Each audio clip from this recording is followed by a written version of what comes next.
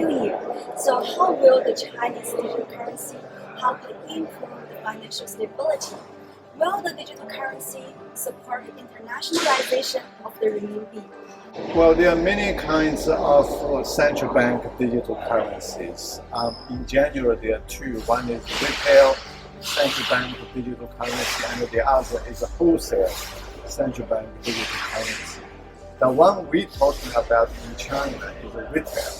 So it's mainly for people to use in their daily lives as a payment. It's actually quite similar to what we use as Alipay, WeChat Pay, and so on. So I think that the main function at the moment, if it is rolled out, is mainly about promoting financial inclusion. Means it will be easier, safer, and probably cheaper for people to use the central bank digital currency, what we call ECNY, for digital payment. Whether or not this is going to have a big impact on financial stability, at the moment we don't know yet. It really depends on how it affects the structure of the financial system. So for instance, people may think at some stage, if digital currency becomes very popular, there is a possibility of so-called disintermediation of the banks, and that could lead to some new problems. But we don't know.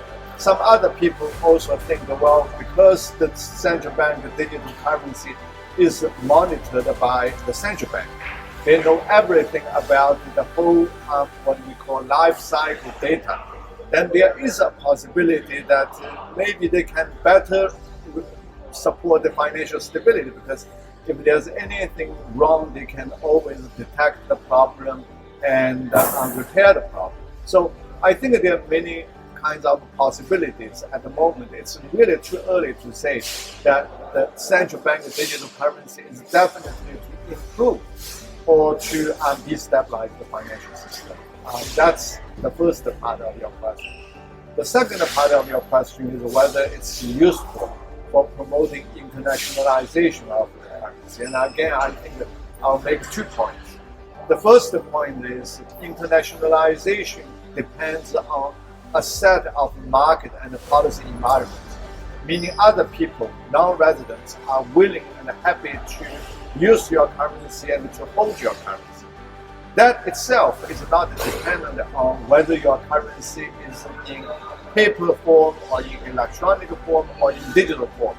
So issuing digital central bank digital currency doesn't necessarily automatically mean it's internationalized. These are two very different things. But the second point, I think it's also useful to keep in mind that since we are in the process of promoting internationalization of the currency, and the digital form might be useful for sending out overseas and for people to use as a part of that experiment or as a part of that process.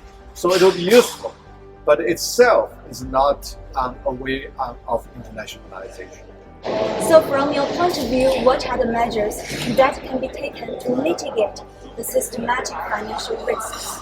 First, let's be clear, systemic financial risk often means the problem when we incur the whole operation of the financial system is disrupted and it's no longer able to finance the real economic activity. So systemic financial risk is a very big thing.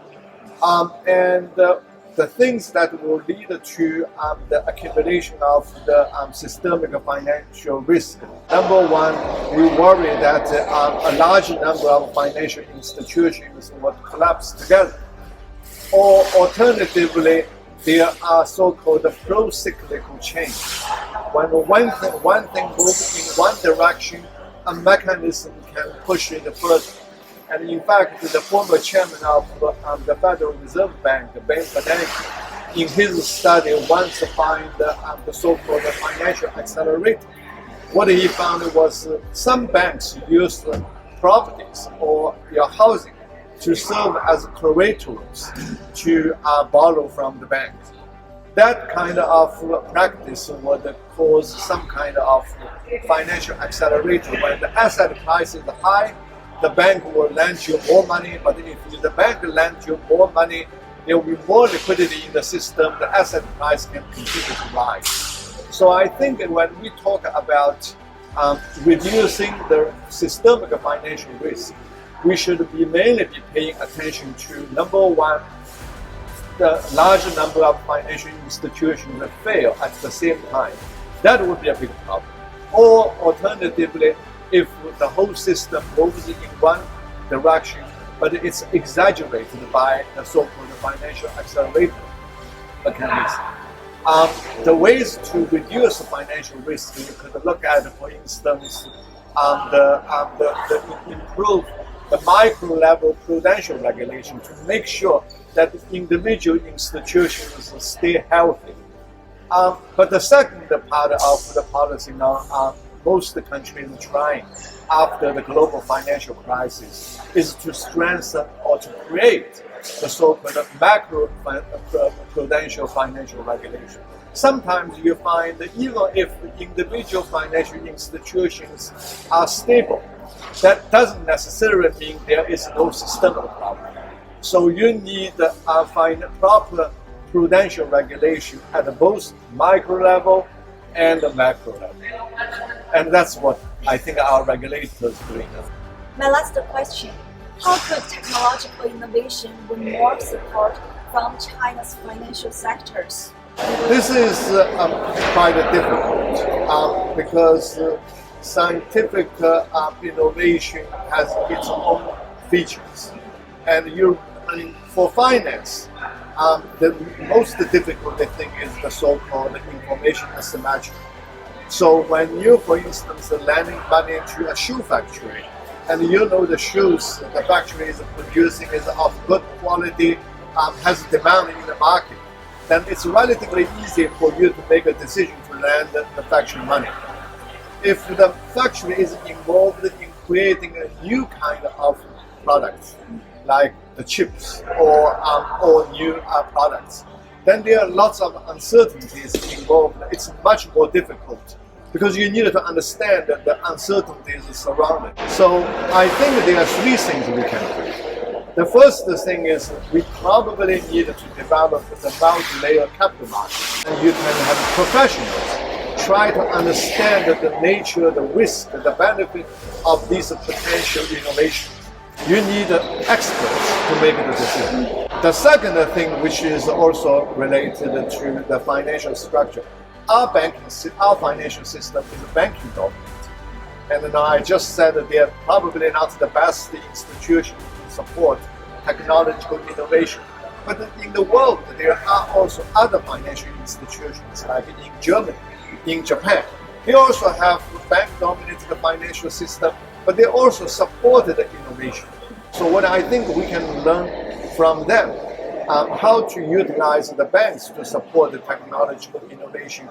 And I think we need to change the business models to reform the financial system and so on.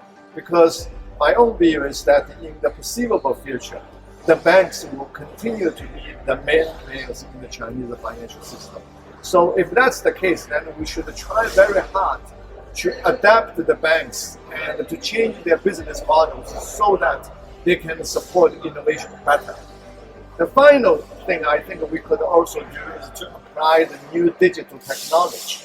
In the banking sector, we already have institutions, the new banks, applying the so-called platforms and applying the data to make loan decisions.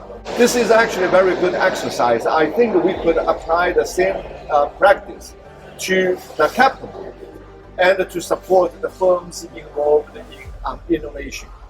So three things we can do. Develop a bigger capital market, reform the business models of the traditional banks, and finally to use more innovative ways of applying digital technology.